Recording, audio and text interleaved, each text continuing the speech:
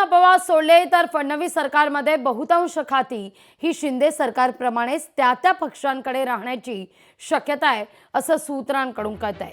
शिंदे सरकारमध्ये सामान्य प्रशासन अर्थातच माजी मुख्यमंत्री एकनाथ शिंदे यांच्याकडे होतं। हे खातं नेहमीच मुख्यमंत्र्यांकडे असतं। यावेळी देखील ते मुख्यमंत्री फडणवीस यांच्याकडे असेल अशी दाट शक्यता आहे।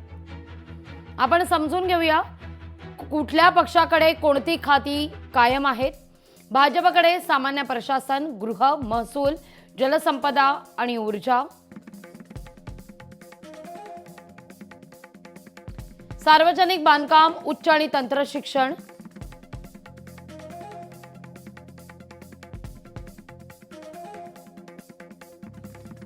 आदिवासी विकास, गृहनिर्माण, ग्रामविकास आणि पर्यटन।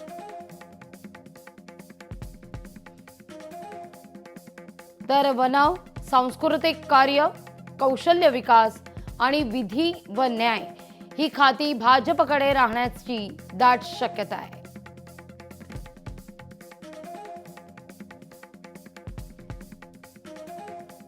तर वित्त, सहकार, कृषी, अन्न आणि नागरी पुरवठा खातं हे राष्ट्रवादीला मिळू शकतं। याखेरीज वैद्यकीय शिक्षण, महिला आणि बालकल्याण, अन्न आणि औषध प्रशासन हे देखील राष्ट्रवादीच्या खात्यात जाऊ शकतं। तर क्रीडा, युवक कल्याण, मदत व पुनर्वसन देखील राष्ट्रवादीला मिळण्याचा अंदाज आहे। तर शिंदेंच्या शिवसेनेला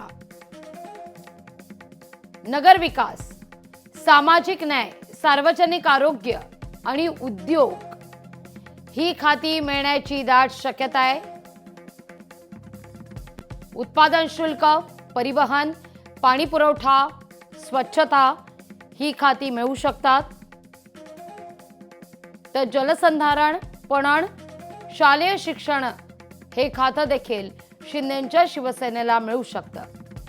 विशेष म्हणजे गृह आणि महसूल ही महत्त्वाची खाती भाजपकडेच राहण्याची दाट शक्यता वर्तवली जाते।